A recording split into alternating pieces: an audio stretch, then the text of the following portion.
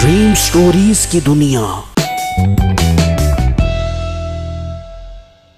एक वक्त की बात है, किसी गांव में सेना ठाकुर नाम का एक आदमी रहता था। उसका अपना मुर्गियों का फार्म था और लोग उससे ही मुर्गियां खरीदा करते थे, इसलिए कि गांव में उसके अलावा और कोई मुर्गी फार्म नहीं था।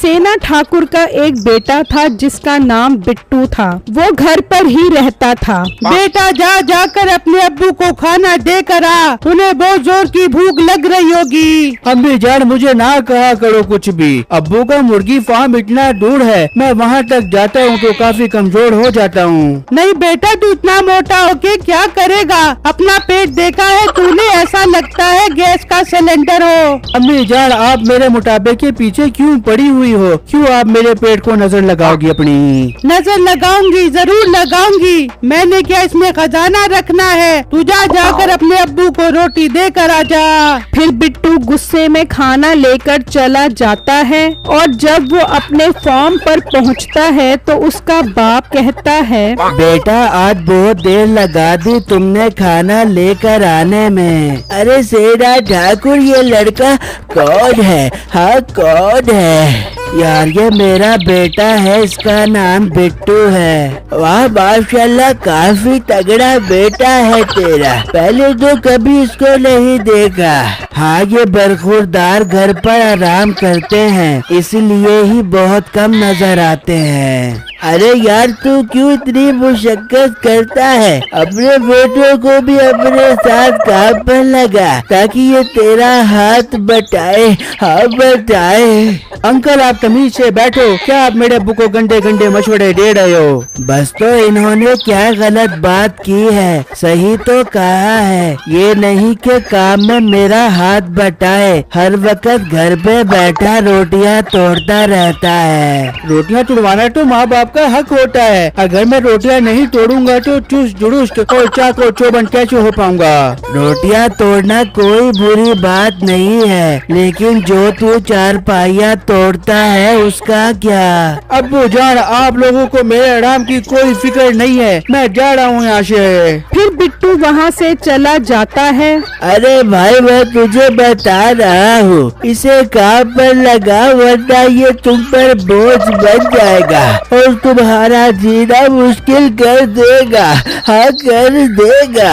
हाँ यार मैं घर जाकर इसे समझाता हूँ। उसी गांव में मीठा नाम का एक आदमी होता है जो अपनी बीवी नसीबो कैंची के साथ रहता है और उसने घर पर ही एक छोटा सा मुर्गी फार्म बनाया होता है। मीठे बस कर दे, और कितना बड़ा करेगा इन्हें? जग कर इन्हें मार्केट में जाकर बेच के आ। और मेरी बेगम तू फिक्र क्यों करती है? बस अब मुर्गियाँ तैयार हो चुकी हैं, अब इनका मार्केट में लोगों के पेटों में जाने का वक्त आ गया है। मीठे, अरे मीठे मेरे शोर मीठे।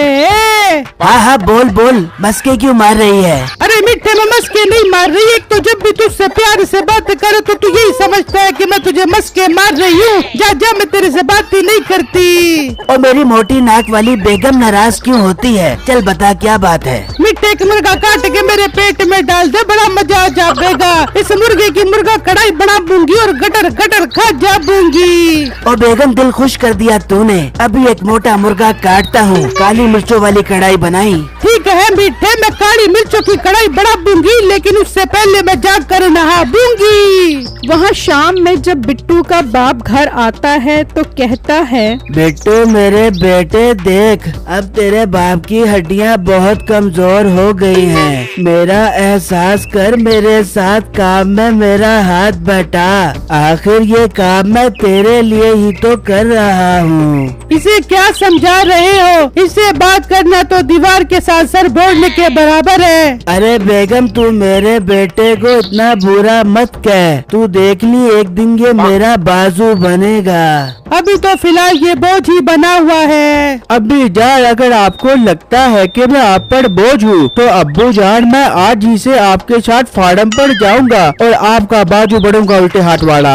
नहीं बेटा, आज तो फार्म बंद हो गया है, तू कल ही से मेरे साथ चली। फिर अगले ही दिन बिट्टू फार्म पर आ जाता है और मुर्गियां लेकर गांव के मुर्गी फरोश की दुकान पर सप्लाई करना शुरू कर देता है। वहां मीठे की मुर्गियां भी मार्केट के लिए तैयार हो जाती हैं। तो मीठा मुर्गियां लेकर जाने लगता है तो उसकी बेगम कहती है, अरे मीठे जुगु जुगु जी बे मेरा सोना माही, मीठे सारी मुर्गियां बेचकर मेरे हाथ में लाकर पैसे रखियो। हाँ बेगम, तो फिक्र मत कर, सारे पैसे मैं तेरे हाथ में ही ला कर रखूंगा।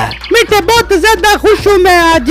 मीठे ओ मीठे मेरी जान, आज मैं तेरे लिए फिर काली मिर्चों की कढ़ाई बना दूं। अच्छा, निकाल ले फिर एक मुर्गा बीच में से। बेटे तुझे बहुत मस्त काली मिर्चों का मुर्गा बना के खिलाऊंगी, लेकिन उससे पहले मैं जाकर नहा दूंगी। फिर मीठा मुर्गियां लेकर वहां से चल पड़ता है और जब वो दुकान पर पहुंचता है तो कोई उससे मुर्गियां नहीं खरीदता। अरे भाई, हमने तो माल खरीद लिया है। हम तो गांव के सेना ठाकुर से माल खरीदते हैं। उनका माल तो बहुत अच्छा और बहुत सस्ता है तुम्हारे माल से।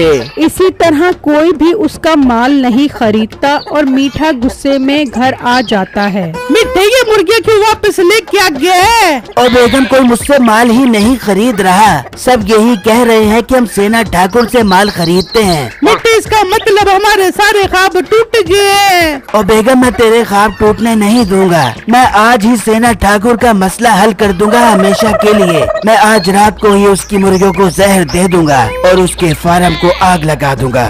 मीठे लगा दे, आग लगा दे। जो लोग हमारे कारोबार के रास्ते में रुकावट बन रहे हैं उन्हें आग लगा दे और जला के काला कलौटा कर दे। हाँ बेगम, अब ऐसा ही करना पड़ेगा। तो जल्दी से खाना लगा दे, बहुत जोर की भूख लग रही है। मीठे वो काली मिर्चों का सालन बहुत मजेदार बना हुआ था, मैं सारा का सारा रगड़ गई और डकार भी नहीं मारी। और मोटी नाक वाली बेगम, तुझे मेरा एहसास है कि नहीं? 2 किलो मुर्गा तू अकेले ही खा गई और तेरा पेट है कि हजम गेट के लक्कड़ पत्थर सब हजम कर जाता है। अच्छा ना मीठे, माफ कर देना, तेरे लिए एक और मुर्गा काट कर उसकी काली मिर्चों की कढ़ाई बना कर खिलाती हूँ, लेकिन उससे पहले मैं जाकर नहाती हूँ। बस कर, अब मैं जा रहा हूँ उसके फार्म का मसला हल करने के लिए। फिर रात में मीठा आग लेकर बिट्टू के फार्म पर पहुंचता है तो उस वक्त बिट्टू सो रहा होता है। तो मीठा जल्दी से उसके फार्म को आग लगा देता है और वहां से चला जाता है। सुबह होती है तो उसकी सारी मुर्गियां मरी होती हैं। बेटो, तूने ये हिफाजत की है फार्म की, कोई आग लगा गया और तुझे पता भी नहीं लगा। तू मेरी आंखों के सामने से दफा हो जा और मुझे अब कभी अपनी शक्ल ना दिखाई। बिट्टू ये सुनकर उदास होकर वहाँ से चला जाता है और रोने लगता है। मैं किसी काम का भी नहीं हूँ। हमारे फार्म को आग लग गई और मुझे पता भी नहीं चला। मुझे जीने का कोई हक नहीं है, मुझे मर जाना चाहिए। वो अभी रोता हुआ बातें कर ही रहा होता है कि एक बूढ़ी औरत वहाँ से गुजरती है। बेटा तुम क्यों रो रहे हो? फिर बिट्टू उनको सारी बातें बताता है। अच्छा तो ये बात है बेटा, तुम्हें परेशान होने की कोई जरूरत नहीं है। मैं तुम्हें एक मशीन देती हूँ, तुम उसमें अंडा डालना तो उसमें से मुर्गी निकल आएगी। पर बाजी, ये कैसे मुमकिन है? फिर वो औरत एक चुड़ैल की शक्ल में बदल जाती है तो बिट्टू उसे देखकर डर जाता है। तुम्हें मुझसे डरने की कोई जरूरत नहीं है, मैं परेशान इंसानों की मदद करती हूँ। फिर चुड़ैल मंत्र पढ़ती है। अलिफ के बाद आता है बे, लाम के बाद आता है मीम। जल्दी से हाजिर हो जा मुर्गी देने वाली मशीन। ये मंत्र पढ़ते ही वहाँ एक मशीन आ जाती है। फिर बिट्टू वो मशीन लेकर अपने घर आ जाता है तो उसकी माँ कहती है, आ गया बाप का नुकसान करके, हर वक्त सोता रहता है, तेरे सोने की वजह से तेरे बाप का इतना नुकसान हो गया है। नहीं, ये तो अपने साथ क्या लेकर आ गया है? अब्बू जान, ये मुर्गी देने वाली मशीन है। मैंने कहा था ना आप इस पर सख्ती करो,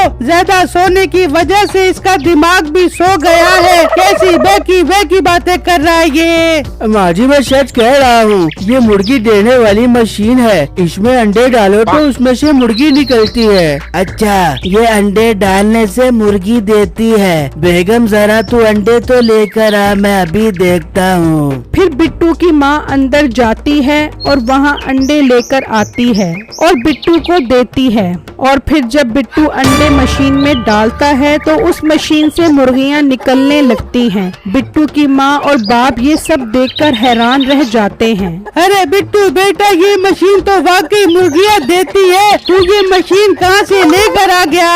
अम्मी जान, मुझे ये मशीन चुड़ैल बाजी ने दी है। मैं उन चुड़ैल बाजी का बहुत मशहूर और मकबूल और शुक्रगुजार हूँ। वाह बिट्टू बेटा, तूने तो मेरा सर फख्र से बुलंद कर दिया है। अब हमें फार्म बनाने की भी जरूरत नहीं है, बस मशीन से मुर्गियाँ निकालते जाएंगे और मार्केट में बेचते जाएंगे। फिर बिट्टू मुर्गियाँ मार्केट में बेचना शुरू हो जाता है और मीठे को सजा ये मिली कि उसकी मुर्गियाँ किसी ने नहीं खरीदी और नसीबो कैंची उसकी सारी मुर्गियों की काली मिर्च की कढ़ाई बनाकर खा गई। मुझे कमेंट बॉक्स में जरूर बताइएगा कि आपको मेरी स्टोरी कैसी लगी। शुक्रिया।